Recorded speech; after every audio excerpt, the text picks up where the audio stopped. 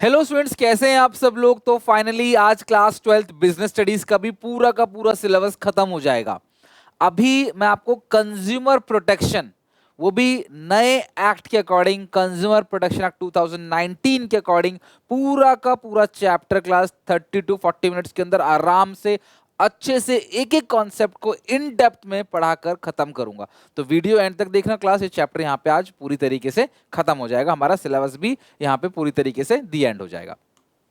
Consumer protection नाम से ही पता चल रहा है यहां पे किसकी बात चल रही है, कंज्यूमर्स की। और कंज्यूमर कौन होता है? जो चीजें अपने सेल्फ कंजप्शन के लिए खरीदता है, जो चीजें दोबारा किसी और को बेचने के लिए नहीं खरीदता, वो अपने लिए चीजें खरीदता है, उसको हम लोग क्या बोलते हैं? कंज्यूमर। और जब कोई कंज्यूमर कोई सामान खरीदता है ना, तो उससे कुछ उसका एक्सपेक्टेशन लगा हुआ होता है, जिसको बोलते हैं इंटरेस्ट। कि यार मैं ये पेन खरीद रहा हूँ तो ये पेन अच्छे से चले, मैं ये मोबाइल फोन खरीद रहा हूँ तो अच्छे से ये प्रॉपरली वर्क करे, मैं ये गाड़ी खरीद रहा हूँ तो ये प्रॉपर तरीके से चले, ये मेरे को सेफ्टी दे। तो इस इंटरेस्ट को प्रोटेक्ट करना हमारी गवर्नमेंट का काम है। और हमारी इंटरेस्ट को प्रोटेक्ट करने के लिए उन्होंने नियम कानून, लॉ, एक्ट भी बना रखे हैं। आज हम उन्हीं एक्ट के बारे में डिटेल में पढ़ेंगे कि किस तरीके से कंज्यूमर के इंटरेस्ट को प्रोटेक्ट किया जाता है। आप सबको पता है कंज्यूमर इज द किंग। हम कहते हैं भाई ग्राहक भगवान है, और फिर उन्हीं ग्राहकों को लूटा जाता है। कितना गलत है। ग्राहक नहीं है तो धंधा भी नहीं है, बिजनेस भी नहीं है ना बिजनेसमैन है। तो हमें उस कंज्यूमर के इंटरेस्ट को प्रोटेक्ट करना है। और कैसे कैसे प्रोटेक्ट करेंगे? कंज्यूमर को क्या क्या सेफगार्ड्स मिले हुए हैं, उनकी राइट्स क्या क्या हैं, उनकी रिस्पॉन्सिबिलिटी क्या क्या है, गलत हुआ तो कहाँ जाना है, कहाँ कंप्लेन फाइल करनी है, कैसे रेमेडी मिलेगी, क्या रेमेडी मिलेगी, सब कुछ मजे से इस चैप्टर में अच्छे से हम लोग खत्म करेंगे। So meaning, consumer protection refers to protecting the interest of consumer. Consumer protection का मतलब, और कंज्यूमर वो कहलाता है बेसिकली जो किंग है। कंज्यूमर जो कहलाता है ना, किंग कहलाता है फ्री मार्केट इकोनॉमी का। The earlier approach of the caveat emptor, class यहाँ पे एक अप्रोच होता कैविएट एम्प्टर, एक लॉ का लैंग्वेज है, which means let the buyer beware. पहले कहते थे ग्राहक तुम सावधान रहो चीजों को खरीदते वक्त, लेकिन अब हम क्लास उसको चेंज करते हैं। हम कहते हैं caveat venditor, let the seller beware. हम कहते हैं कि तुम ग्राहक को लूट लोगे ना, ग्राहक का कुछ नहीं जाएगा, तुम्हारा धंधा कल को खत्म हो जाएगा। वो ग्राहक कभी तुम्हारे पास दोबारा नहीं आएगा और 100 लोगों को मना करेगा भैया कि इसके पास मत जाना। तो लेट द बायर बीवेयर से हटाकर अब जो ट्रेंड चला है लेट द सेलर बीवेयर। अब एमसीक्यू में आ सकता है। कैविट एम्प्टर मतलब क्या होता है? बायर को सावधान करना। कैविट वेंडिटर मतलब वेंडर, दुकानदार को सावधान करना। ये बात ध्यान रखना, राइट। अच्छा, कंज्यूमर है कौन? मैं बता चुका हूं क्लास आपको, जो चीजें अपने लिए खरीदता है, सेल्फ कंजप्शन के लिए, ना कि रीसेल के लिए। लीगल प्रोटेक्शन, क्लास सरकार ने ना कंज्यूमर को प्रोटेक्ट करने के लिए कुछ एक्ट बना रखे। सो पहला एक्ट है कंज्यूमर प्रोटेक्शन एक्ट 2019, कोपरा इन शॉर्ट बोलते हैं 2019। This was the most important steps taken by the government to protect the interest of consumer. जब प्रोविजन केम 20 जुलाई 2020 को क्लास ये प्रोविजन आया, और 2019 का ये एक्ट है। और ये रिपील और रिप्लेस करता है जो कंज्यूमर प्रोटेक्शन एक्ट 1986 है ना, उसको क्लास ये क्या करता है? रिप्लेस करता है। यानी कंज्यूमर प्रोटेक्शन एक्ट 2019 जो आया है ना, वो इसको रिप्लेस करके आया। क्योंकि देखो, अब 1986 इतना पुराना लॉ, तो उस सिचुएशन में मान लो कहीं पेनाल्टी 100 रुपए की लगती थी तो बहुत बड़ा अमाउंट होता था। 100 रुपए उस टाइम पे बहुत बहुत बहुत बड़ा अमाउंट था। आज के टाइम पे कुछ नहीं है। तो पेनल्टी का अमाउंट, रूल रेगुलेशन चेंज करना होता था। पहले अमेजन जैसी चीजें नहीं थी, ऑनलाइन शॉपिंग नहीं था, ऑनलाइन स्कैम फ्रॉड नहीं होता था, बहुत सारी चीजें अलग थी पहले। तो इसीलिए क्लास 2019 में इन्होंने एक्ट को क्लास रिपील किया, रिप्लेस किया। The main feature of this act, जो सबसे इंपॉर्टेंट एक्ट है कोपरा 2019, this act provide the various rights and responsibility. जो आप इस चैप्टर में सबसे ज्यादा टीचर यही बताते हैं इंपॉर्टेंट है, राइट एंड रिस्पॉन्सिबिलिटी। लेकिन इसके अलावा भी एक चीज है जो इसमें इंपॉर्टेंट है, जो मैं आगे बताऊंगा आपको। तो राइट रिस्पॉन्सिबिलिटी कहाँ लिखी गई है कि कंज्यूमर के पास क्या क्या राइट्स है, तुम्हारी क्या क्या रिस्पॉन्सिबिलिटी है, कंज्यूमर प्रोटेक्शन एक्ट 2019 में लिखा गया है। It provide safe guard. Safe guard समझते हो ना? वो देखते हो ना, तलवार मारते हैं तो आगे दिखा देते हैं, वो क्या कहते हैं, मतलब वो भाला और हाथ में दूसरा भी तो होता है ना, महाराणा प्रताप जी लेके चलते थे। तो वो जो भी कहते हैं उसको ना, वो सेफ गार्ड होता है कि कोई अगर हम पे अटैक करते हैं तो हम सामने दिखाते हैं। तो ये जो सेफ गार्ड एक तरीके से कंज्यूमर को दिया जाता है क्लास, ताकि अगर उनको सामान गलत मिले, खराब मिले, कम मिले, गलत सर्विस मिले, कोई गलत ट्रेड प्रैक्टिस उनके साथ हो, तो उन्हें क्या करना है। और साथ में ये एक्ट आपको 3 टियर रिड्रेसल एजेंसीज देता है। यानी अगर आपको क्लास कोई नुकसान हुआ तो डिस्ट्रिक्ट, स्टेट और नेशनल कमीशन में जाके आप कंप्लेन भी फाइल कर सकते हो। तो ये सारी चीजें एक्ट आपको प्रोवाइड करता है, कोपरा 2019। कंज्यूमर प्रोटेक्शन एक्ट 2019 के बारे में थोड़ा बताता हूँ। एग्जामिनेशन पॉइंट ऑफ व्यू से इंपॉर्टेंट नहीं है ये, लेकिन हाँ नॉलेज पॉइंट ऑफ व्यू से बहुत आपको इंपॉर्टेंट है, प्लीज स्किप मत करना, बहुत काम आएगा। आप खुद एक कंज्यूमर हो तो कल को आपके साथ धोखाधड़ी ना हो, इसलिए मैं तुम्हें सिखा रहा हूँ। कंज्यूमर प्रोटेक्शन एक्ट 2019 क्यों लेके आया? सारा काम डिजिटल हो गया, घर बैठे बैठे आप क्लास कंप्लेन फाइल कर सकते हो। ई कॉमर्स क्लास को कवर करता है। पहले इलेक्ट्रॉनिक कॉमर्स नहीं होता था, अमेजन फ्लिपकार्ट जैसी चीजें नहीं थी पहले, तो क्लास अब वो कवर होता है। मीडिएशन, अब मौका दिया जाता है सेलर बायर को कि भाई मध्यस्थता कर लो, तुम्हारी केस कोर्ट में जाए उससे पहले अपनी सुलह कर लो। स्ट्रिक्ट रूल्स बना दिए गए। प्रोडक्ट मैन्युफैक्चरर को, सर्विस प्रोवाइडर को, डीलर को, प्रोडक्ट सेलर सबको कवर कर लिया। सेलर भी, मैन्युफैक्चरर भी, डीलर भी, और जो अमेजन है उसको भी कवर कर लिया अगर वो बेच रहा है तो। प्लेस ऑफ सेलर को इररेलेवेंट कर दिया, सेलर कहाँ पे है उससे कोई मतलब नहीं, कहीं भी आप कंप्लेंट फाइल कर सकते हो। सेलिब्रिटी जो प्रचार करती है, एंडोर्समेंट जो होती है ना, सेलिब्रिटी आके अमिताभ बच्चन, शाहरुख खान, अक्षय कुमार आके कुछ बोल देते हैं प्रोडक्ट के बारे में, तो भैया वो भी पकड़े जाएंगे, उनके ऊपर भी बात उठेगी अब अगर क्लास गलत हुआ सामान तो। सीसीपीए को लेके गया, सीसीपीए को लेके आया गया, बहुत इंपॉर्टेंट स्टेप है, जो कि एक रेगुलेटर है, सेंट्रल कंज्यूमर प्रोटेक्शन अथॉरिटी। ये एक रेगुलेटर है क्लास कंज्यूमर प्रोटेक्शन एक्ट 2019 का। तो ये सारी चीजें बदली हैं, पहले सब चीज नहीं थी, 2019 में सारी नई नई चीजें लेकर आया गया। अच्छा, अब importance of consumer protection, consumer point of view से, अरे अकेला ये एक्ट नहीं है consumer protection act, contract act भी है, सेल्स ऑफ गुड्स एक्ट 1930 भी है, कॉन्ट्रैक्ट एक्ट 1872 भी है। तो ये सब भी कंज्यूमर के इंटरेस्ट को प्रोटेक्ट करने की बात करते हैं।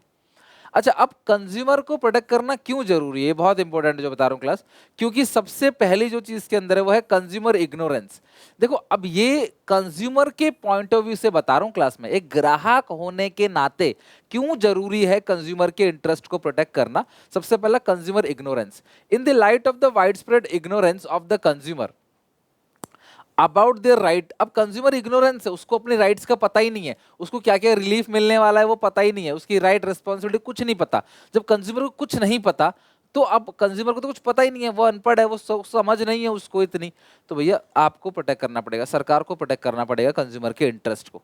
अगला है unorganise consumer, consumers need to be organise in form of consumer organisation. कोई कंज्यूमर ऑर्गेनाइजेशन ही नहीं है, ऐसी ऑर्गेनाइजेशन जो कंज्यूमर के इंटरेस्ट को प्रोटेक्ट करने में मदद करे कंज्यूमर की, ऐसी बहुत कम ऑर्गेनाइजेशन है which would take care of their interest. Though in India we do have consumer organization which are working in this direction, adequate protection is required to given to consumers till these organizations become powerful enough to protect and promote the interest of consumers। तो जितने भी consumers है ना, उनकी एक organization होती है जिनको consumer organization बोलते हैं, और उनका काम क्या होता है, तुम्हारे बिहाफ में कंप्लेन फाइल करना, मुकदमा लड़ना तुम्हारे बिहाफ में, तुमको लीगल प्रोटेक्शन देना, तुमको नॉलेज देना, कंज्यूमर लोगों को एजुकेट करना। ऐसी ऑर्गेनाइजेशन बहुत कम है। और कंज्यूमर इग्नोरेंस, अनऑर्गेनाइज्ड कंज्यूमर और वाइड स्प्रेड एक्सप्लॉयटेशन, बहुत ज्यादा कंज्यूमरों को लूटा जाता है स्पेशली इन इंडिया, जिसकी वजह से कंज्यूमर प्रोटेक्शन की बहुत जरूरत है। गलत एड डालना, कम सामान दे देना, वो गलत फॉल्टी वेइंग, वजन में झोलबाजी करना, है ना। Consumer might be exploited by unscrupulous, exploitative and unfair trade practice like defective सामान बेच देना, अनसेफ प्रोडक्ट को बेच देना। सबसे बड़ी प्रॉब्लम है मिलावट की, मिलावट का सामान बेचना, गलत और मिसलीडिंग एडवर्टाइजमेंट करना, होर्डिंग, ब्लैक मार्केटिंग करना, सामान को स्टोर कर लेना, बोलना खत्म हो गया और बाद में बेचना उसको। कंज्यूमर, आपने कोविड टाइम में देखा होगा दुकानदारों ने कितनी धांधलेबाजी करी, कितना जीएसटी के टाइम पे दुकानदार ने कितनी धांधलेबाजी करी, नोटबंदी के टाइम पे दुकानदार ने कितनी धांधलेबाजी करी। तो consumer need protection against such malpractices of the seller. तो सेलर की जो ये मैल प्रैक्टिसेस है, जो गलत एक्टिविटी है, उसको प्रोटेक्ट करना बहुत जरूरी है, बिकॉज कंज्यूमर का बहुत शोषण होता है। सारे दुकानदार, सारे सेलर ऐसे नहीं होते, बट मेजोरिटी ऐसे होते हैं, कुछ ही अच्छे लोग होते हैं बस। अगला है importance of consumer protection to business point of view. कंज्यूमर को प्रोटेक्ट करने से सिर्फ कंज्यूमर का फायदा नहीं होगा, तुम दुकानदारों का भी फायदा होगा। क्या क्या फायदा होगा? Long term interest of business, लंबे समय तक तुम्हारा बिजनेस टिका रहेगा। Every businessman should know that it is in their interest, long-term interest to satisfy their consumers. Satisfied customers not only lead to repeat sales, जो कंज्यूमर सेटिस्फाई होगा वो repeat भी करेगा सेल्स को, अच्छा फीडबैक भी देगा अदर कस्टमर्स को जो कल को हमारे यहाँ सामान लेंगे। दस help in increasing the customer base of business, तो बिजनेस का जो कस्टमर बेस है ना वो बढ़ेगा। तो कंज्यूमर्स को सेटिस्फेक्शन देना बहुत जरूरी है। अगर आप आज उसे लूट लोगे, गलत सामान दे दोगे, कम सामान दे दोगे या फिर उसकी बात नहीं रखोगे तो भैया नियर फ्यूचर वो कभी भी आपसे सामान नहीं लेगा और सबको मना करेगा आने के लिए। अल्टीमेटली फ्यूचर में तुम्हारा नुकसान ही होगा। आज तुम 100-200 रुपए, 1000-500 या 10-20 हजार रुपए उससे मार लोगे, लेकिन नियर फ्यूचर सोचो वो कभी तुम्हारे पास नहीं आएगा, ना किसी को लाएगा आपके पास, बुराई और करेगा सबकी में भी आपका धंधा ही बंद हो जाए। तो प्लीज अगर आप एक सेलर हो तो आपको लॉन्ग टर्म तक फायदा पहुंचेगा अगर आप कस्टमर की केयर अच्छे से कर रहे हो, सामान सही से दे रहे हो। तो मैं नहीं कह रहा घाटा कर लो, बट हाँ अगर वो 100 रुपए दे रहा है तो 100 रुपए की यूटिलिटी उसको दो। बिजनेस यूज सोसाइटी रिसोर्सेज, आप सोसाइटी के रिसोर्सेज को यूज कर रहे हो और सोसाइटी को ही नुकसान पहुंचाओगे तो ये गलत बात है। Business organisation use resources which belongs to the society, they thus have a responsibility to supply such product and render such services which are in public interest। तो जनता के भलाई के लिए आपको काम करना चाहिए। मोरल जस्टिफिकेशन, ये आपकी एक मोरल ड्यूटी भी है किसी भी बिजनेसमैन की कि वो ग्राहक के क्लास इंटरेस्ट को प्रोटेक्ट करे, किसी भी तरीके का शोषण ना करे। Thus a business must avoid unscrupulous, exploitative and unfair trade practices like defective और अनसेफ प्रोडक्ट उसको ना दे, मिलावट ना करे, फॉल्स एंड मिसलीडिंग स्टेटमेंट्स ना दे, प्रॉपर एडवर्टाइजमेंट करे, गलत एड जो है वो ना बनाए। तो ये मोरल जस्टिफिकेशन, एक मोरल ड्यूटी भी है सेलर की। अगला है गवर्नमेंट इंटरवेंशन। अगर आप चाहते हो सरकार आपके बिजनेस में टांग ना अड़ाए तो कोई गलत काम मत करो। आप गलत काम करोगे, कंप्लेन जाएगी, सरकार आपके बिजनेस में टांग अड़ाएगी, सरकार के नोटिस आएंगे, जेल भी हो सकती है आपको। अब business engaging in any form of exploitative trade practices would invite government, एक तरीके से सरकार को एक्शन लेने के लिए निमंत्रण आप दे रहे हो। This can impair and tarnish, tarnish मतलब खराब करना, ये भी क्लास कंपनी की इमेज को खराब कर सकता है। तो आप ध्यान रखो कि अगर हम ये बात करें कि हम एक सेलर हैं और हम कस्टमर को सेटिस्फाई कर रहे हैं, उनको अच्छा सामान दे रहे हैं, सर्विसेज अच्छी दे रहे हैं, तो लॉन्ग टर्म में हमें ही उसका बेनिफिट आगे चल के मिलने वाला है, ये आप ध्यान रखना, राइट। अच्छा, according to the consumer protection act, consumer is, किसको कंज्यूमर कहते हैं, ध्यान समझना, बहुत सिंपल है।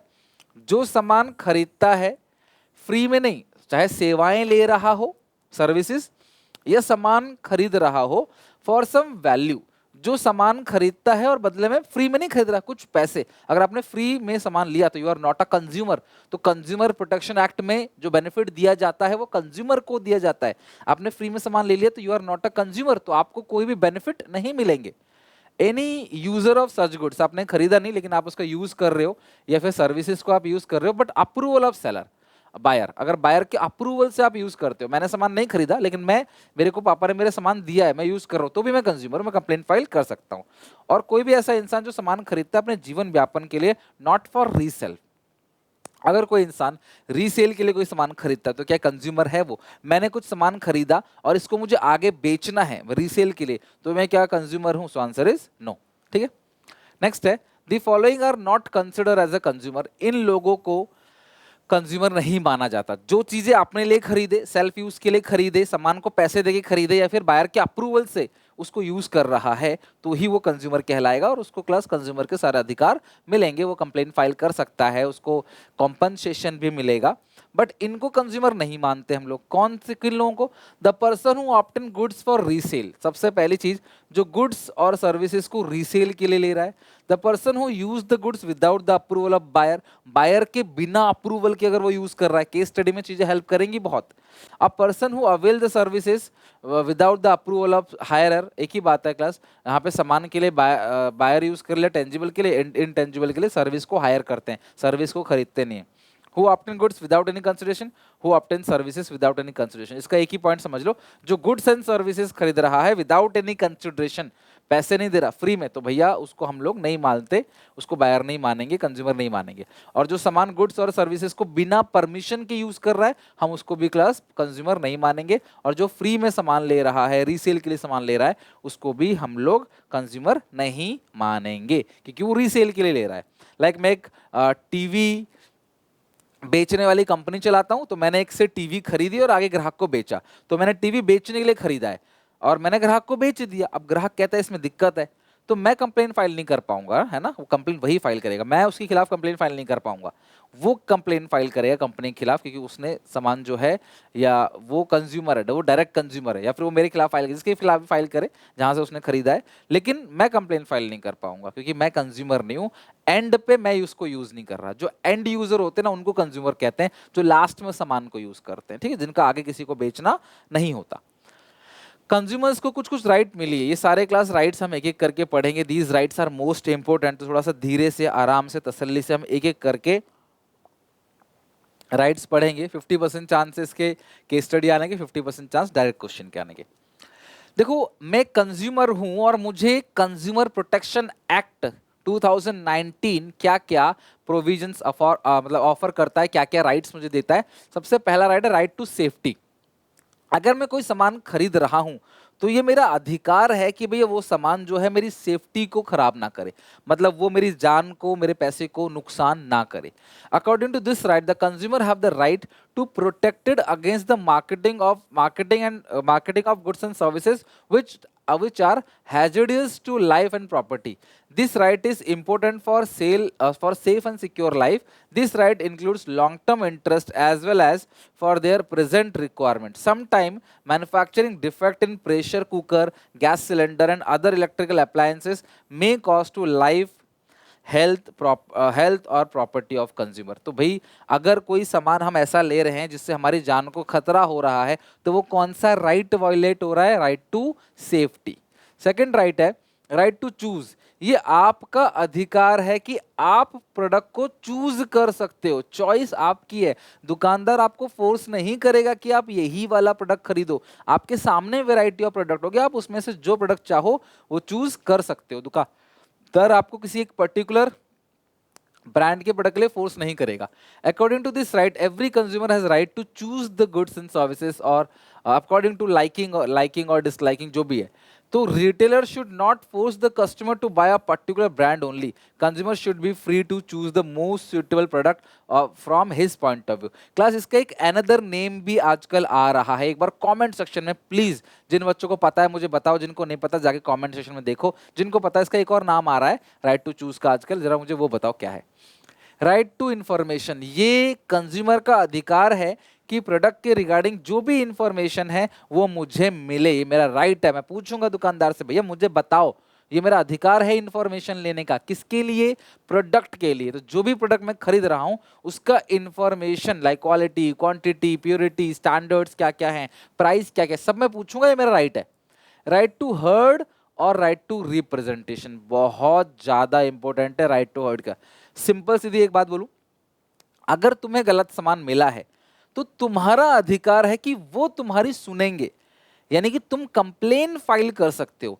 आपने देखा होगा हर प्रोडक्ट के अंदर एक टोल फ्री नंबर, एक ईमेल, कस्टमर सर्विसेज ईमेल लिखा रहता है ना, कस्टमर सपोर्ट का मेल लिखा रहता है। वो मेल क्यों लिख रहे हैं, किस राइट के वजह से लिख रहे हैं? Right to heard. अगर कोई कमी है तो कंज्यूमर का अधिकार है कि वो कंप्लेन फाइल करेगा, आपको सुनना पड़ेगा। So this right is very much important. According to this right, the consumer has the right to represent himself और herself to heard or right to show his interest in case a consumer has been exploited or any complaint against the product, then he has right to heard। तो class भैया आपको सुनना पड़ेगा। Customer support number दिए रहते हैं product के, इसीलिए दिए रहते हैं ताकि कंज्यूमर को कोई भी डाउट हो तो एक्ट कहता है भैया वो कंप्लेन करेगा तो आपको सुनना पड़ेगा और आपको कॉम्पनसेशन देना पड़ेगा। अगर मेरा नुकसान होता है मैं कंप्लेन फाइल करूंगा, राइट टू हर्ड। लेकिन अगर मेरा नुकसान हुआ और मैं सही हूं तो आपको मुझे क्षतिपूर्ति करनी पड़ेगी, कॉम्पनसेशन देना पड़ेगा, मेरे नुकसान की भरपाई आपको करनी पड़ेगी। प्रोडक्ट को रिप्लेस करो या रिफंड करो, ठीक है, वो सारा काम करना पड़ेगा। उसको बोलते हैं right to seek redressal. According to this right, the consumer has the right to get compensation और seek redressal against unfair trade practices और any exploitation. This right assure justice. तो ये कंज्यूमर को उस एक्सप्लॉइटेशन, उस शोषण के खिलाफ जस्टिस देने का काम करता है। तो आप समझ गए राइट टू सीक रिड्रेसल का मतलब क्या है? आपको कॉम्पनसेशन मिलेगा अगर आपका नुकसान हुआ है। तो आप कंप्लेन फाइल करोगे, जहां कंप्लेन फाइल की करने की बात होगी वो हर्ड है, और जहां पे बात होगी कॉम्पनसेशन की, भरपाई की, नुकसान की, वो सीक रिड्रेसल है। Right to consumer education. Consumer education like जागो ग्राहक जागो। सरकार बहुत सारे ऐसे क्लास स्लोगन्स लेके आती है, अलग अलग इनिशिएटिव लेती है ताकि ग्राहकों को जगा सके, उनको बता सके कि भाई तुम्हारे पास क्या क्या राइट्स है, तुम्हारे पावर क्या क्या है, अधिकार क्या क्या, तुम्हारी रिस्पॉन्सिबिलिटी क्या क्या है, ताकि लोग एजुकेट हों और वो गलत ना करें किसी भी तरीके से। तो सरकार से बहुत सारे इनिशिएटिव्स लेती है, उसको बोलते हैं consumer education. Right to information में आप जो प्रोडक्ट खरीद रहे हो उसकी इंफॉर्मेशन ले रहे हो। राइट टू कंज्यूमर एजुकेशन में तुम एज अ कंज्यूमर तुम्हारी क्या क्या राइट्स क्या क्या रिस्पॉन्सिबिलिटी है उसका एजुकेशन ले रहे हो। बहुत वाइडर चीज है। According to this right, it is the right of consumer to acquire the knowledge and skills to be informed to customer. It is easier for literate consumer to know their rights and take action, but the right assure that illiterate consumers can seek information about the existing act. तो existing act वगैरह के बारे में agencies जहां complain file कर सकते हो वो पता चल सके। और इवन सरकार ने ये आपके सिलेबस में क्यों डाला है ये वाला चैप्टर, एज अ कंज्यूमर आपको भी पता होना चाहिए कि कल को कोई आपको लूटता है तो आप क्या कर सकते हो, आप कैसे कंप्लेन फाइल कर सकते हो, क्या आपके पास राइट्स है, क्या आपकी रिस्पॉन्सिबिलिटी है, ताकि दुकानदार आपको दबाए ना। राइट। अगला है कंज्यूमर रिस्पॉन्सिबिलिटी। सिर्फ राइट ही नहीं, कंज्यूमर को काफी सारी रिस्पॉन्सिबिलिटी ही भी दी जाती है। मतलब एज अ कंज्यूमर आपकी भी कुछ जिम्मेदारी है, रिस्पॉन्सिबिलिटी है। तो सबसे पहला है consumer must exercise his right. सबसे पहला तो यही है कि जो तुम्हारे राइट्स हैं, तुम्हारा राइट है तुम कंप्लेन फाइल कर सकते हो, तुम्हारा राइट है तुम चूज कर सकते हो प्रोडक्ट को। तो भैया आंख बंद करके सेलर की बात है, बिलीव क्यों करते हो? जब तुमको राइट मिला हुआ है तो अपने हिसाब से प्रोडक्ट को चूज करो ना, कंप्लेन फाइल करो। ग्राहक सोचते हैं अरे यार 1,000 रुपए का तो सामान है, उसके चक्कर में कौन काम धंधा छोड़ के बार बार जाके चक्कर लगाए, कौन कंप्लेन फाइल करे, उसमें भी पैसा लगेगा, कोई न्याय नहीं मिलता यहाँ। ऐसी चीजें मत सोचो। अगर आप ऐसा सोचोगे ना दुकानदार और लूटेगा आपको। तो भैया आपको कंप्लेन जरूर फाइल करनी चाहिए क्योंकि वो आपका राइट है। तो आपको अपने राइट को एक्सरसाइज करना चाहिए। Under consumer protection act the consumer is granted various right such as right to safety, right to choose etcetera, but these right will be use only when consumer use is. तो ये useful तभी होगा rights जब consumer इसको follow करे। सावधान रहो, आंख बंद करके सेलर की बात पर बिलीव ना करो। कॉटियस कंज्यूमर यानी क्लास ब्लाइंडली सेलर्स के वर्ड्स पे बिलीव मत करो। आप खुद भी उसके लिए इंफॉर्मेशन लो, प्रोडक्ट की क्वांटिटी, यूटिलिटी, प्राइस के बारे में आप खुद भी रिसर्च करो। आंख बंद करके सेलर्स की बातें बिलीव नहीं करना। Filing complaint for the redressal of genuine grievances. अगर कोई छोटी मोटी ग्रीवेंसेस भी है ना, शिकायत भी है और वो जेन्युइन है तो आप कंप्लेन फाइल करो। Most of time consumer ignore the loss he suffer on purchase of defective goods, but his attitude encourage the corrupt businessman to supply defective good. आप कंप्लेन नहीं फाइल करोगे फिर लूटेगा वो, आज तुमको लूटा कल किसी और को लूटेगा और एक चलता ही जाएगा। तो भैया आपको जो भी जेन्युइन ग्रीवियंसेस है, ग्रीवियंसेस मतलब शिकायतें, उसके लिए क्लास आपने कंप्लेन फाइल जरूर करनी, क्योंकि आप कंप्लेन कर सकते हो, राइट्स हैं आपके पास। Consumer must be quality conscious. आपको जो क्वालिटी स्टैंडर्ड मार्क्स बने होते हैं लाइक BIS, हॉलमार्क, गोल्ड के ऊपर देखना चाहिए। इलेक्ट्रॉनिक पे ISI मार्क, फूड प्रोडक्ट पे FPO और एग्रीकल्चर गुड्स के ऊपर देखना है एग मार्क लगा है कि नहीं लगा। अगर ये मार्क लगा हुआ है इट मीन्स कि वो क्वालिटी अच्छी है, बिकॉज ये मार्क्स उन्हीं को मिलता है जो एक क्वालिटी स्टैंडर्ड्स के नॉर्म्स को पूरा करते हैं।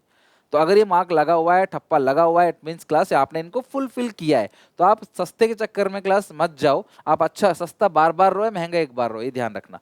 तो क्वालिटी कॉन्शियस होना चाहिए, मतलब आप क्वालिटी देखो, सब स्टैंडर्ड एडल्ट्रेटेड प्रोडक्ट जो है उसको ना लो, डुप्लीकेट प्रोडक्ट जो है उसको ना लो। लालच मन में मत रखो। अगर आईफोन 50,000 का आ रहा है, कोई तुम्हें 30,000 का दे रहा है, तुम सोचो कि यार वो क्यों दे रहा है, कहीं ना कहीं क्लास उसमें कुछ ना कुछ झोल है, कुछ प्रॉब्लम है, क्या पता कुछ ना कुछ इशू हो उसके अंदर, ये नकली हो, है ना।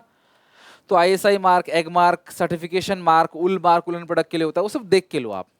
अगला है do not carried away by the advertisement. TV पे जो एड आता है ना क्लास, क्रीम लगाया और ऐसे से ऐसा क्रीम लगाते ही हो गया, बॉर्नवीटा हो गया, आपने बॉर्नवीटा पिया या फिर हॉर्लिक्स पिया, आपने आप स्ट्रांग बन गए, आप भाग रहे हो, जीत कर रहे हो, जीत तैयारी की।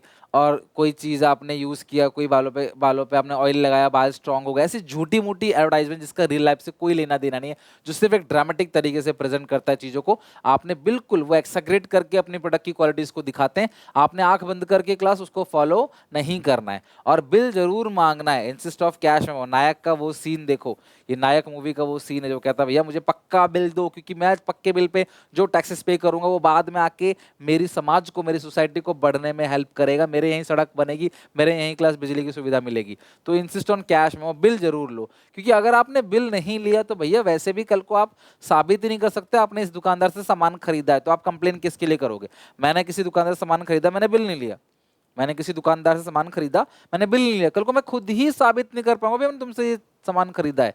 तो कैश मेमो, बिल आपने जरूर लेना है। और respect to the environment, avoid waste littering and contribution to pollution. तो भैया पॉल्यूशन को क्लास कहीं ना कहीं रिड्यूस करना है, कंट्रीब्यूशन टू रिड्यूस पॉल्यूशन लिख लो, रिड्यूस या हेल्प करना है कि पॉल्यूशन ना हो, पेड़ पौधे लगाएं, बेमतलब का वेस्टेज ना करें, अननेसेसरी क्लास प्रोडक्ट्स को वेस्ट नहीं करेंगे, तो ये सब भी आपकी रिस्पॉन्सिबिलिटी है। अब राइट्स खत्म हो गए, रिस्पॉन्सिबिलिटीज खत्म हो गई। राइट से थोड़े से ज्यादा चांस है केस स्टडीज आने का, तो आप ध्यान रखना, राइट ज्यादा इंपॉर्टेंट है। अब अगर आपको गलत सामान मिला तो आप कंप्लेन कहां करोगे? डिस्ट्रिक्ट फोरम में, स्टेट कमीशन में, या नेशनल कमीशन में?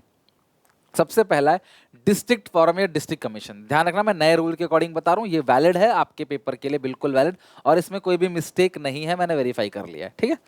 अच्छा, इट कंसिस्ट को सबसे पहली चीज जो मैं आपको हाईलाइट कर रहा हूं, ध्यान रखना, जो डिस्ट्रिक्ट कमीशन है उसमें होता है एक प्रेसिडेंट और 2 अदर मेंबर, उसमें से एक वुमेन भी होती है। तो प्रेसिडेंट रिटायर और वर्किंग जज होता है डिस्ट्रिक्ट कोर्ट का, और उसे अपॉइंट कौन करती है? State government. अगर आपके सामान की कीमत 1 रुपए से लेकर 1 करोड़ या उससे कम है, 1 करोड़ या क्लास उससे लेस है, 1 रुपए, 2 रुपए, 1000 रुपए, 10,000 रुपए, 99 लाख, 99,000, 1 करोड़ रुपए, 80-90 लाख, तो आप डिस्ट्रिक्ट कमीशन में कंप्लेन फाइल करोगे। Can be file in agency. The agency क्या करेगा? वो जो सामान है उसको लैब में भेजेगा, अगर रिक्वायर्ड हुआ तो क्लास उसके अकॉर्डिंग आपको डिसीजन सुनाएगा रिपोर्ट के according. If aggrieved party, aggrieved मतलब जिसका नुकसान हुआ, इसको क्षति हुई है, वो पार्टी सेटिस्फाई नहीं है उसके ज्यूरिडिक्शन से, तो वो क्लास फाइल को ऊपर कोर्ट में भेज सकता है, file and appeal against the judgement in state commission. तो डिस्ट्रिक्ट कमीशन से स्टेट कमीशन में कंप्लेन को भेज सकता है, लेकिन उसके पास 45 दिन का समय है। विद इन 45 डेज, वो जिस दिन जज का रिजल्ट आया, ज्यूरिडिक्शन आया, वो क्लास अपर कोर्ट में 45 दिन के अंदर स्टेट कमीशन में क्लास वापस अपील कर सकते हैं। देखो कि ये जो कोर्ट है, डिस्ट्रिक्ट कोर्ट, इन्होंने मेरे साथ न्याय नहीं किया, इनसे कुछ गलती हो गई, और ये आप सुनवाई करो इसकी, स्टेट कमीशन, ठीक है। तो कुछ कुछ बात ध्यान रखना। सबसे मेन चीज है अमाउंट, 1 करोड़ या उससे कम, 1 करोड़ भी काउंट हो गया यहाँ पे। अब अगर आपके सामान की कीमत 1 करोड़ प्लस है, 1 करोड़ प्लस 1 रुपए से लेकर 10 करोड़ तक, यानी 10 करोड़ या उससे कम, इवन 10 करोड़ भी, तो आप कहां कंप्लेन फाइल करोगे? स्टेट कमीशन में। लाइक मेरे प्रोडक्ट की कीमत 2 करोड़ है, तो मैं सबसे पहले कहां जाऊंगा? स्टेट कमीशन में। और मेरे प्रोडक्ट की कीमत मान लो 50 लाख है, तो मैं कहां जाऊंगा क्लास? डिस्ट्रिक्ट में। सेटिस्फेक्शन नहीं मिला तो कहां जाऊंगा? तो स्टेट में आऊंगा। मेरी बात समझ गए? लेकिन अगर 1 करोड़ से ऊपर का सामान है, डायरेक्टली मैं कहां जाऊंगा? स्टेट कमीशन के अंदर। इसके अंदर भी कौन कौन होता है? इसके अंदर भी एक प्रेसिडेंट है, 2 अदर मेंबर है, ऑब्वियसली एक वुमेन होगी ही होगी, और प्रेसिडेंट इस समय रिटायर और वर्किंग ऑफ हाई कोर्ट है ना। उस समय डिस्ट्रिक्ट कोर्ट था क्लास, डिस्ट्रिक्ट कोर्ट, और यहाँ पे क्या है? हाई कोर्ट, जो हर स्टेट में एक होता है। They are appointed by the state government, appointed same है। यहाँ पे सामान की कीमत 1 करोड़ से ज्यादा होगी, लेकिन 10 करोड़ तक होगी। यहाँ कंप्लेन फाइल की जाएगी, फिर वो एजेंसी आपके प्रोडक्ट को टेस्ट के लिए भेजेगा लैब में, और लैब की रिपोर्ट के आने के बाद वो जजमेंट सुनाएगा। अगर आप जजमेंट से सेटिस्फाई नहीं हो तो 30 दिन के अंदर क्लास आप अपनी फाइल जो है नेशनल कमीशन में कंप्लेन फाइल कर सकते हो। यानी मेरे सामान की कीमत थी 50 लाख, 50 लाख, मैं गया डिस्ट्रिक्ट में, सेटिस्फेक्शन नहीं मिला तो मैं स्टेट में गया, सेटिस्फेक्शन नहीं मिला तो फिर मैं नेशनल में भी जा सकता हूं। लेकिन अगर मेरे सामान की कीमत 3 करोड़ रुपए है तो मैं डायरेक्टली क्या करूंगा? स्टेट कमीशन के अंदर आऊंगा। अब स्टेट में सेटिस्फेक्शन नहीं मिलेगा तो मैं फिर कहां जाऊंगा? नेशनल में जाऊंगा, मेरे को यहां का मौका भी मिलेगा। लेकिन यहाँ पे डेज 30 डेज है, पहले 45 डेज था। अब नेशनल के अंदर भी एक प्रेसिडेंट, लेकिन 4 अदर मेंबर है, जिसमें से एक वुमेन है, और इनको स्टेट गवर्नमेंट नहीं, सेंट्रल गवर्नमेंट अपॉइंट करती है, और कंप्लेन फाइल की जाती है सामान की जिसकी कीमत 10 करोड़ से ऊपर है। अगर तुम्हारे सामान की 10 करोड़ से ऊपर कीमत है तो तुम यहां भी आ सकते हो, और 10 करोड़ से नीचे अगर कीमत है तो तुम डायरेक्टली यहां नहीं आओगे, आप स्टेट में जाओगे, डिस्ट्रिक्ट में जाओगे, वहां से कंप्लेन रेज कर करके यहां तक आओगे। डायरेक्टली यहां वही आ सकता है, सीधा अपनी कंप्लेन नेशनल कमीशन तक वही ले आ सकता है जब सामान की कीमत 10 करोड़ से ऊपर हो, ताकि भीड़ इकट्ठा ना हो। तो ये भी क्या करेंगे? सामान को टेस्टिंग के लिए भेजेंगे, फिर जज जजमेंट सुनाएगा, और अगर आप जजमेंट से सेटिस्फाई नहीं हो तो क्लास आप सुप्रीम कोर्ट, देश का सर्वोच्च न्यायालय सुप्रीम कोर्ट में आप कंप्लेन फाइल कर सकते हो 30 डेज के लिए। 30 डेज के अंदर अंदर कंप्लेन फाइल कर सकते हो सुप्रीम कोर्ट में। फिर सुप्रीम कोर्ट का जो फैसला होगा वो आखिरी होगा। अगर मेरे सामान की कीमत मान लो 2 करोड़ है तो मैं सबसे पहले जाऊंगा स्टेट में, स्टेट से नाखुश हूं तो मैं जाऊंगा नेशनल कमीशन के अंदर, लेकिन नेशनल से नाखुश हूं तो मैं सुप्रीम कोर्ट नहीं जा सकता, मेरा लास्ट नेशनल है। लेकिन मेरे सामान की कीमत 11 करोड़ है तो मैं सबसे पहले जाऊंगा नेशनल में, खुश नहीं हूं तो मैं जाऊंगा सुप्रीम कोर्ट में। यानी कि सुप्रीम कोर्ट में हर किसी को नहीं भेज सकते, सुप्रीम कोर्ट में उसी को भेज सकते हैं क्लास जिसका सामान की कीमत 10 करोड़ से ऊपर है। यानी जो सबसे पहली बार में नेशनल कमीशन के अंदर एंटर कर गया उसी के पास एक मौका मिलता है कि भैया चलो नेशनल वाले से भी गलती हो सकती है, मेरे सामान की कीमत 11 करोड़ है, मैंने यहाँ कंप्लेन लिखवाई तो इनसे भी गलती हो सकती है, तो मैं हाई कोर्ट सुप्रीम कोर्ट के पास जाऊंगा। फिर मैं ये नहीं कह सकता कि सुप्रीम कोर्ट से भी गलती होगी, भाई दो जगह थोड़ी गलती होगी, एक जगह ही तो होगी, दो जगह थोड़ी गलती होगी। तुम इतने साफ सुथरे हो कि हर जगह बार बार कोर्ट की ही गलती आ रही है। और अगर सामान्य कीमत मान लो 2 करोड़ है, फिर तो मैं स्टेट में जाऊंगा, खुश नहीं हूं तो फिर मैं नेशनल में जाऊंगा, फिर ऊपर नहीं जा सकता नेशनल के बाद। तो 10 करोड़ से ऊपर का सामान होगा तभी आप सुप्रीम कोर्ट में जा सकते हो, ये बात लिखी हुई यहाँ पे। Only those appeal where the value of goods and services exceed 10 crore and aggrieved party was not satisfied with the order of the National Commission can be taken to the Supreme Court of India। वही जाता है supreme court में। और भी cases होते हैं, बहुत भीड़ होती है, तो सिर्फ इन्हीं केसेस को वो अटेंड करते हैं। ओके चलो, अगर तुम्हारा नुकसान हुआ, ये साबित हो गया कि ग्राहक की गलती नहीं है, ग्राहक का शोषण हुआ है, ग्राहक को नुकसान पहुंचाया गया, तो उसकी भरपाई कैसे करोगे, क्या क्या रेमेडीज हैं, क्या क्या उपचार हैं। तो सबसे पहली बात, ग्राहक को सारा पैसा लौटाया जाएगा, अदरवाइज उसका जो भी नुकसान हुआ है, जो इंजरी हुई है, उसकी भरपाई की जाएगी। वो जो गलत सामान है उसको मार्केट से विड्रॉ किया जाएगा, जैसे एक बार मैगी को विड्रॉ कर लिया था मार्केट से। जो भी नुकसान हुआ है अग्रीव पार्टी का, वो नुकसान की भरपाई होगी। मिलावट और मिसलीडिंग एडवर्टाइजमेंट को रोका जाएगा और क्लास सेलर्स को ये कहा जाएगा भैया ये एक्टिविटी दोबारा नहीं करोगे आप, ये अनफेयर ट्रेड प्रैक्टिसेस को बंद करना पड़ेगा। ये सारे के सारे रेमेडीज हैं जो आप ध्यान रखोगे। नेक्स्ट है class marks indicating quality of different product. तो जो कंज्यूमर ड्यूरेबल प्रोडक्ट है, जनरली इलेक्ट्रॉनिक आइटम्स हैं, उनके लिए आईएसआई मार्क होता है। एग्रीकल्चर प्रोडक्ट्स के लिए एग मार्क होता है। हॉलमार्क होता है क्लास गोल्ड ज्वेलरी के लिए कि प्योरिटी क्या है गोल्ड की, कि गोल्ड में बहुत लूटा जाता है गांव मोहल्ले में ना मिलावट करके, तो भाई हॉलमार्क जरूर देखा करो। हॉलमार्क एक प्योरिटी की निशानी होती है, हॉलमार्क लगा है इसका मतलब वो प्योर है, इसका प्रूफ है। Wool mark basically 100% pure wool के लिए होता है। इको मार्क ऐसे प्रोडक्ट जिसने एनवायरनमेंट को नुकसान नहीं पहुंचाया।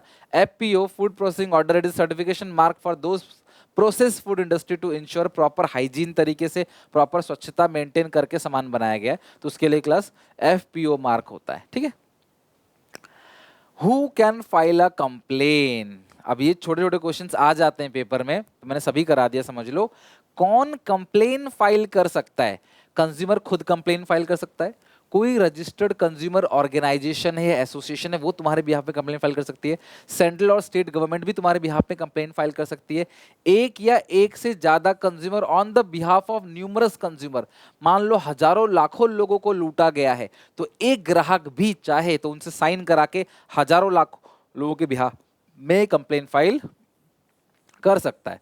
और अगर किसी की डेथ हो गई तो उसका जो वारिस है ना, या जो उसका कानून प्रतिनिधि है, कानून ने जिसको उसका रिप्रेजेंटेटिव बनाया है, उसको वो भी कंप्लेन फाइल कर सकता है डिसीज मृतक के बिहाफ में। बहुत सारी कंज्यूमर ऑर्गेनाइजेशंस बनी हुई हैं, जैसे consumer coordination council in Delhi, voluntary organisation in interest of consumer education voice, consumer association Kolkata, consumer guidance society in India, Mumbai Grahak Panchayat. ऐसे बहुत सारे कंज्यूमर ऑर्गेनाइजेशन है इंडिया में जो कंज्यूमर के इंटरेस्ट को प्रोटेक्ट करते हैं, राइट। अब इनका रोल क्या है, ये है इंपॉर्टेंट है, राइट, ये वेरी इंपॉर्टेंट है। लास्ट जो मैं कहता था, तीसरी चीज जो सबसे इंपॉर्टेंट है वो ये है कि कोई भी कंज्यूमर ऑर्गेनाइजेशन है वो क्या काम करेगी। ये लॉन्ग में लिखा है एनसीईआरटी की लैंग्वेज में, आप इन शॉर्ट लिख सकते हो। सबसे पहला काम, एजुकेट करेगी लोगों को, आम जनता को, वर्कशॉप के थ्रू, सेमिनार के थ्रू, कोई एक्ट, कोई इवेंट के थ्रू लोगों को एजुकेट करेगी, प्रैक्टिकल एग्जांपल देकर कि देखो लूटा गया तो तुम्हें क्या बोलना चाहिए, तुम्हें किस चीज का हवाला देना चाहिए। तो अगर आप ये कह दो भाई मैं तेरी कंप्लेन कर दूंगा ऑनलाइन, तेरे नोटिस आ जाएगा तेरे दुकान के अंदर सीधा सीधा, तो भैया वो डरेगा। ऐसे 10 लोग बोलेंगे तो पक्का हवा निकलेगी उसकी। पब्लिक पीरियडिकल्स, न्यूज़पेपर में, मैगजीन्स में इश्तिहार देना, लोगों को बताना, उनकी नॉलेज को अपडेट करना कि तुमको क्या क्या रिलीफ मिलेगा, कैसे कंप्लेन फाइल करोगे। कैरिंग आउट कॉम्पिटिटिव, जो प्रोडक्ट की ना कंपैरेटिव टेस्टिंग भी की जाती है। रैंडमली आप ये लोग कहीं जाते हैं और उनके प्रोडक्ट को लेकर टेस्ट करवाते हैं कि यार तुम्हारी दुकान से खा के लोग बीमार पड़ रहे हैं, तुम अपने प्रोडक्ट की जरा टेस्टिंग कराओ, क्या है, लैब में ले जाके उसकी टेस्टिंग कराएंगे। ठीक है। अगला है इनकरेज करते हैं कंज्यूमर को कि प्रोटेस्ट करो, पीछे मत हटो को लूट लिया, क्यों लूट लिया, लोगों की भीड़ इकट्ठा करो, बोलो उसको भाई तुम मेरे को लूट रहा है। तो देखो तब वो डरेगा सेलर और ऐसे अनफेयर ट्रेड प्रैक्टिसेस से बच पाओगे आप। आवाज उठाना सीखो। Providing legal assistance to consumers by way of providing aid, legal advice etcetera in seeking legal remedy.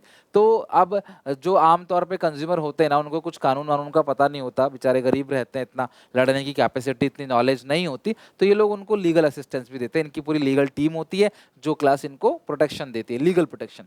Complain file करते हैं तुम्हारे बिहाफ में कंज्यूमर कोर्ट में, इनिशिएटिव लेते हैं, मुकदमा दायर करते हैं कंज्यूमर कोर्ट के अंदर आम जनता के बिहाफ में।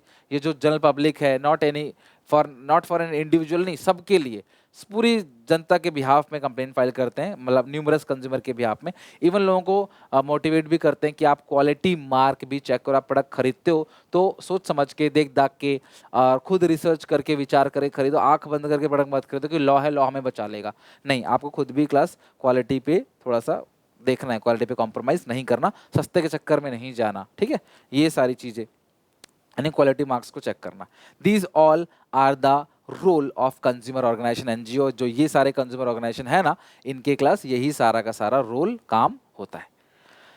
दैट्स इट, और हमारा ये चैप्टर पूरी तरीके से एंड हो गया। और साथ में आज की डेट नोट कर लो कि हमने बिजनेस स्टडीज का पूरा सिलेबस A to Z अच्छे से खत्म कर लिया। अब हम करेंगे final revision with all keywords, NCERT case studies के साथ। तो स्टे कनेक्टेड। अच्छी लगे तो लाइक करना, समझ कुछ ना आए तो कमेंट से पूछना, अच्छा लगा बुरा लगा जो भी है मुझे बताना जरूर, 1 सेकंड कमेंट करके, और अपने दोस्तों को भी वीडियो शेयर करना अगर आपको पसंद आता है। तो मिलते हैं नेक्स्ट वीडियो में नए प्लान के साथ, नई एनर्जी के साथ। Till then take care, bye bye.